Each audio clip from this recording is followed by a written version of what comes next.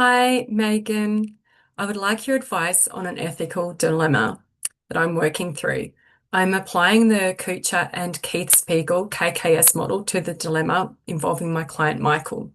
For context, he is a 22-year-old Aboriginal man who moved away from his community for work. He's experiencing racism, isolation, and is drinking 3 to 4 nights a week to cope. He has specifically requested that he doesn't want me to tell any of his family any information about him. Yesterday, his auntie contacted our service and she wanted to know if Michael was attending here and wants to ensure that she's involved so that he is receiving culturally safe care.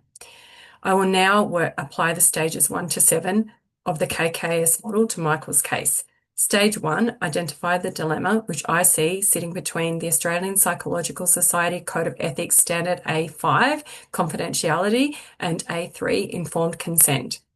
Stage 2, codes and legislation, A3, informed consent, APS code A5, confidentiality, and legislation of the Privacy Act and the Racial Discrimination Act. Moving to stage 3, my values and biases. I recognize that my strong values of justice and equality could push me towards a fixed approach for Michael. Acting to protect or intervene rather than working collaboratively may override this with my values. My biases include assuming that family involvement is always helpful, overestimating the benefits of immediate problem solving, and focusing on individual rights over relational or cultural considerations. Being aware of these biases helps me pause and center Michael's preferences in the decision making. Stage 4, rights and vulnerabilities. Michael has rights to confidentiality, informed consent, and culturally safe care, consistent with the APS Code of Ethics. He is also entitled to a discrimination-free workplace under the Racial Discrimination Act. His vulnerabilities include heightened isolation, experiences of racism, and emerging alcohol misuse. As Dudgeon and colleagues emphasise, Aboriginal and Torres Strait Islander clients often face compounded vulnerabilities when cultural disconnection and discrimination intersect, making trauma-informed and culturally grounded care essential. Michael's aunt has rights that sit within cultural authority structures as described by the APS Ethical Guidelines for Provision of Psychological Services for and the Conduct of Research with Aboriginal, Torres Strait and Islander people, which highlight the importance of kinship, community obligations, and the legitimacy of family concern. Her vulnerability lies in not knowing whether Michael is safe. Research like the Australian Human Rights Commission and anti-racism consultations notes that family exclusion in service systems can replicate colonial patterns of disempowerment. Me as a psychologist, I have rights to practice ethically, access supervision, and work within safe professional boundaries according to the APS Code of Ethics. My vulnerabilities include potential bias and the risk of unintentionally imposing my own views and autonomy.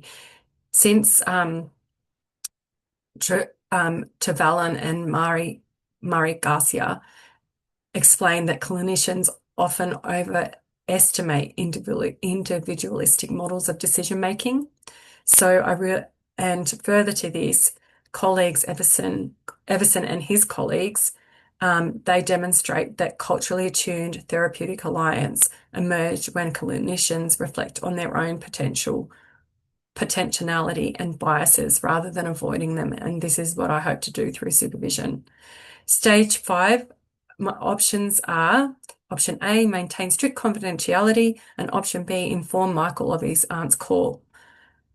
The consequences outlined in stage 6, option A, short term, it honours Michael's confidentiality, it centres his voice, and it models cultural humility. It also, long term, sustained isolation, weaker cultural support, and disconnection plus discrimination can escalate trauma and erode community trust, as Dudgeon and his colleagues point out. Option B, short term, is the ongoing consent aligns with relational care, stated by Davidson and his colleagues, and kinship can buffer stress, which is supported by research by Dudgeon and his colleagues. Safeguards, however, include pacing the conversation, checking for coercion, and defining what information is shared and the time limit of this, and that consent can be revocable and all decisions would be documented.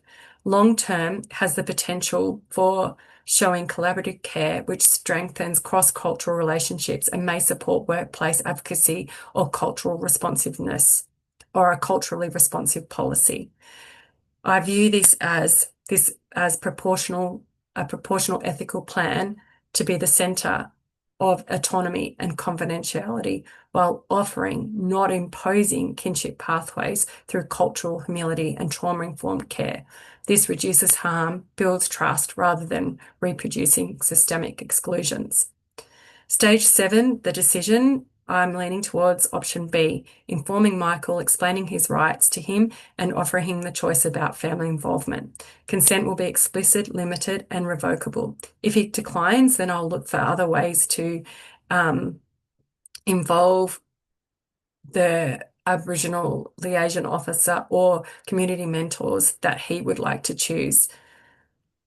I will also review the case in under supervision and ensure boundaries and positionality, which Everson and colleagues say is essential for offering cultural humility.